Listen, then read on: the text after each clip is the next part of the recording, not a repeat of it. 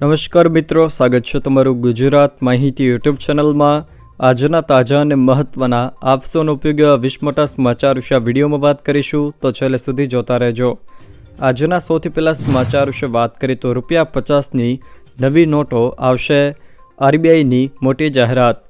ભારતીય રિઝર્વ બેન્કે મોટી જાહેરાત કરી છે। દેશની સેન્ટ્રલ બેન્ક ટૂંક સમયમાં ₹50ની નવી નોટ જાહેર કરશે। આ નોટોની ડિઝાઇન નવી ₹50ની નોટો જેવી જ હશે, જેના પર નવા આરબીઆઈ ગવર્નર સંજય મલ્હોત્રાના હસ્તાક્ષર હશે। સાથે જ ₹50ની જૂની નોટો પણ માન્ય રહેશે। સ્થાનિક સ્વરાજ્યની ચૂંટણીમાં મતદાન માટે મોટો નિર્ણય।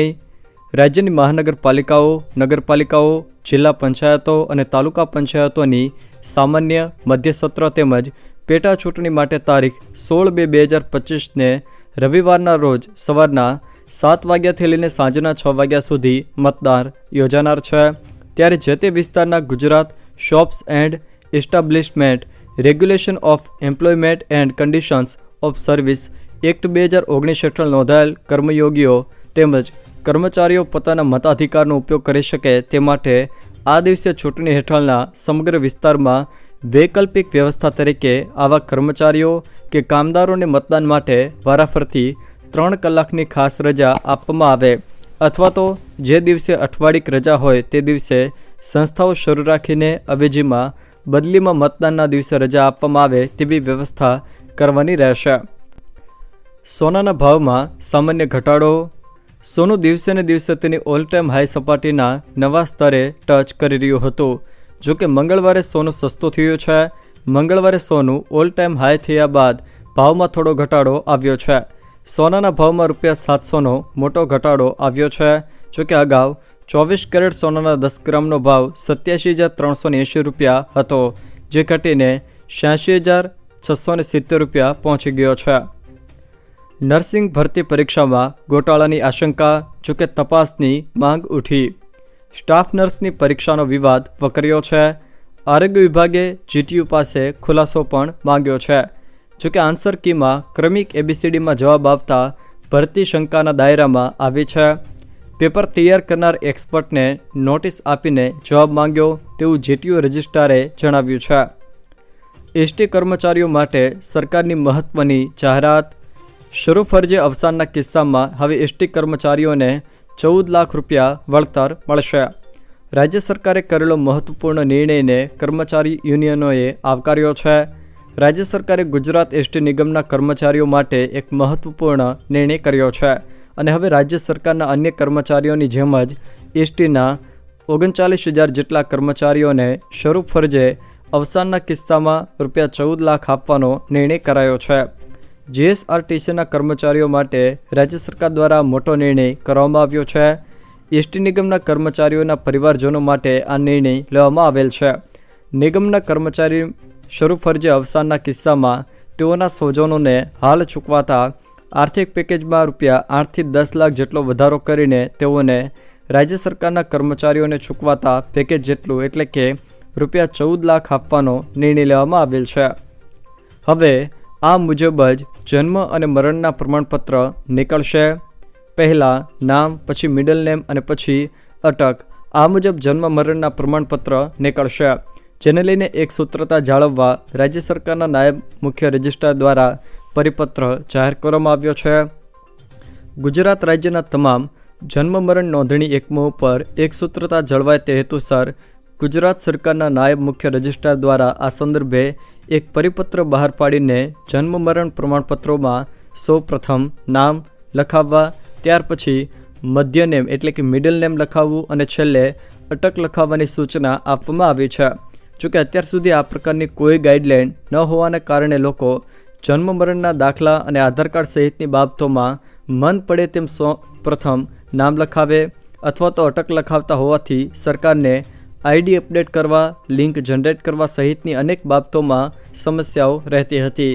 જોકે આ પરિસ્થિતિ નિવારવા માટે હવે જન્મ મરણના દાખલા અને આધાર કાર્ડ સહિતની બાબતોમાં સૌપ્રથમ જે તે વ્યક્તિનું નામ, ત્યાર પછી તેના પિતાનું નામ અને છેલ્લે અટક લખવા તેમજ બાળકના પિતા તેમજ માતાની કોલમમાં પણ સૌપ્રથમ નામ લખાવવા, ત્યાર પછી મિડલ નેમ અને છેલ્લે અટક લખાવવાની સૂચના રાજ્ય સરકારના નાયબ રજિસ્ટ્રાર દ્વારા પરિપત્ર દ્વારા આપવામાં આવી છે. તુવેરને ટેકાના ભાવે વેચવા માટે નોંધણી શરૂ. તુવેર પાકને ટેકાના ભાવે ખરીદી માટે રાજ્ય સરકાર દ્વારા નોંધણી પ્રક્રિયા હાલમાં શરૂ છે. ગુજરાતમાં પ્રતિમણ 1510 રૂપિયાના ટેકાના ભાવે તુવેર પાકની ખરીદી કરવાનો નિર્ણય કરવામાં આવ્યો છે. ટેકાના ભાવે તુવેરનું વેચાણ કરવા ઈચ્છુક ખેડૂતોએ આગામી 20 ફેબ્રુઆરી સુધીમાં ઓનલાઈન નોંધણી કરાવવાની રહેશે. ખેડૂતો ગ્રામ્ય કક્ષાએ વીસી મારફતે વિનામૂલ્યે નોંધણી કરાવી શકશે.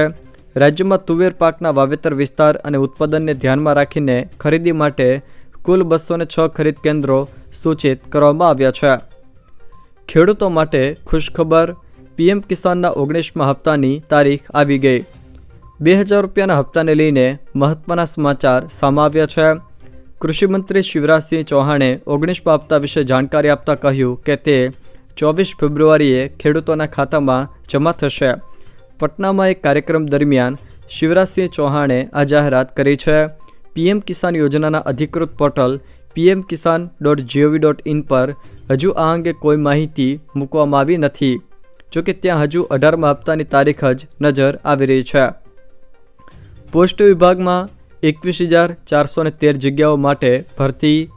ભારતીય ટપાલ વિભાગે ગ્રામીણ ડાક સેવકોની 21,413 જગ્યાઓ માટે બમ્પર ભરતીની જાહેરાત કરી છે. આ માટે ઓનલાઈન અરજીની પ્રક્રિયા 10 ફેબ્રુઆરીથી શરૂ થઈ ગઈ છે. રસ ધરાવતા ઉમેદવારો 3 માર્ચ સુધી ઇન્ડિયા પોસ્ટ GDS online.gov.in પર જઈને અરજી કરી શકે છે. આ જગ્યાઓ માટે 10મું પાસ ઉમેદવારો અરજી કરી શકે છે. જોકે કોઈ લેખિત પરીક્ષા રહેશે નહીં. ઉમેદવારોની પસંદગી યોગ્યતાના આધારે કરવામાં આવશે. 2 સિમ કાર્ડ વપરાશકર્તાઓ માટે નવો નિયમ. ટ્રાઈએ સિમ કાર્ડને લઈને નવા નિયમો જારી કર્યા છે. આ અંતર્ગત રિચાર્જ ન કરાવવા પર પણ સિમ કાર્ડ 90 દિવસ સુધી કામ કરતું રહેશે. નવા નિયમો ગ્રાહકોને વારંવાર રિચાર્જ ટાળવા અને ખર્ચ ઘટાડવામાં મદદ કરશે. જો તમારા નંબર પર 90 દિવસ સુધી કોઈ રિચાર્જ નથી અને તેમાં 20 રૂપિયા પ્રીપેડ બેલેન્સ બાકી છે તો કંપની 20 રૂપિયા કાપી લેશે અને 30 દિવસની વધારાની માન્યતા આપશે. જોકે જો બેલેન્સ નહીં હોય તો સિમ બ્લોક થઈ જશે. હવે તમે જાતે જ પીએફની રકમ ટ્રાન્સફર કરી શકશો. ઈપીએફઓના ખાતાધારકોને રાહત આપવામાં આવી છે. ફંડ ઓનલાઈન ટ્રાન્સફર કરી શકાશે. નોકરીદાતાની મંજૂરીની જરૂર નહીં પડે. 7.6 કરોડથી પણ વધુ ખાતેદારોને તેનો ફાયદો થશે. ઈપીએફઓના 7.6 કરોડથી પણ વધુ ખાતેદારોએ હવે પોતાના નામ કે જન્મ તારીખ જેવી વ્યક્તિગત માહિતીઓ સુધારવા માટે કે ઈપીએફ ટ્રાન્સફરનો ક્લેમ કરવા માટે ઈપીએફઓ કચેરીના ધક્કા નહીં ખાવા પડે. ઈપીએફઓના સભ્યો હવે નોકરીદાતાના વેરિફિકેશન કે રિટાયરમેન્ટ ફંડ બોડીની મંજૂરી વગર જ પોતાના નામ અને જન્મ તારીખ જેવી વ્યક્તિગત વિગતોમાં ઓનલાઈન સુધારો કરી શકશે. આ ઉપરાંત તેઓ ઓનલાઈન ઈપીએફ ટ્રાન્સફર ક્લેમ પણ કરી શકશે. ગુજરાતમાં 24 નવા પ્રાથમિક આરોગ્ય કેન્દ્રો ખુલશે. ગુજરાતમાં આરોગ્ય સુખાકારીમાં વૃદ્ધિ થાય તે માટે સરકાર દ્વારા મહત્વનો નિર્ણય કરવામાં આવ્યો છે. વસ્તીના ધોરણો ઉપરાંત જીઓ સ્પેશિયલ એનાલિસિસ અને આરોગ્ય કેન્દ્રો વચ્ચેના અંતરને ધ્યાનમાં રાખીને 24 નવીન પ્રાથમિક આરોગ્ય કેન્દ્રોને સૈદ્ધાંતિક મંજૂરી આપવામાં આવી છે. ભારત સરકારના નિયત માપદંડો પ્રમાણે હાલ રાજ્યમાં 2011ની ગ્રામ્ય વસ્તીના ધારાધોરણો મુજબ કુલ 1499 પ્રાથમિક આરોગ્ય કેન્દ્રો પૂરતા પ્રમાણમાં મંજૂર તેમજ કાર્યરત છે. જોકે ગુજરાતમાં 24 નવા પ્રાથમિક આરોગ્ય કેન્દ્રો ખુલશે. કઈ કઈ જગ્યાએ 24 નવા પ્રાથમિક આરોગ્ય કેન્દ્રો ખુલશે એના વિશે જો વાત કરીએ તો સુરેન્દ્રનગર જિલ્લાના ધ્રાંગધ્રા તાલુકાના દુધાપુરા ખાતે, પાટણ જિલ્લાના સમી તાલુકાના રવત ખાતે, બનાસકાંઠા જિલ્લાના ડીસા તાલુકાના જૂના નેસડા ખાતે, કચ્છ જિલ્લાના લખપત તાલુકાના પાંદરો અને નરા ખાતે, જ્યારે રાપર તાલુકાના કીડિયાનગર, કુંભારિયા, રવમોટી અને લોદરાણી ખાતે નવા પ્રાથમિક આરોગ્ય કેન્દ્રો ખુલશે. જ્યારે અમરેલી જિલ્લાના લાઠી તાલુકાના કાછરડી ખાતે, આણંદ જિલ્લાના પેટલાદ તાલુકાના ગાવીઠા ખાતે, ગાંધીનગર જિલ્લાના માણસા તાલુકાના લોદરા ખાતે તેમજ કાલોલ તાલુકાના વડસર ખાતે નવા આરોગ્ય કેન્દ્રો ખુલશે. ગીર સોમનાથ જિલ્લાના તાલાળા તાલુકાના પીખોર ખાતે, કચ્છ જિલ્લાના નખત્રાણા તાલુકાના સાયરા ખાતે, ખેડા જિલ્લાના કપડવંજ તાલુકાના ભૂંગળિયા ખાતે, જ્યારે મહુધા તાલુકાના મીણાવાડા ખાતે નવું પ્રાથમિક આરોગ્ય કેન્દ્રો ખુલશે. મહેસાણા જિલ્લાના વિસનગર તાલુકાના કમાણા, જ્યારે વિજાપુર તાલુકાના ચંત્રાલ ખાતે પણ નવા પ્રાથમિક આરોગ્ય કેન્દ્રો ખુલશે.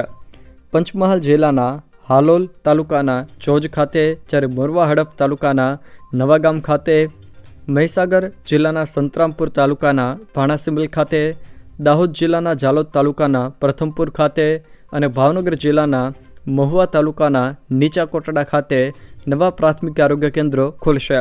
આમ ગુજરાતમાં નવા 24 પ્રાથમિક આરોગ્ય કેન્દ્રોની ભેટ સરકાર દ્વારા આપવામાં આવી છે. જો મિત્રો આ વિડીયો તમને પસંદ આવ્યો હોય તો વિડીયોને લાઇક કરો, તમારા મિત્રો સાથે શેર કરો અને જો તમે મારી ચેનલમાં નવા હો તો ચેનલને સબસ્ક્રાઈબ જરૂર કરજો, જેથી મારા આવનારા તમામ વિડીયોની માહિતી તમારા સુધી પહોંચી શકે.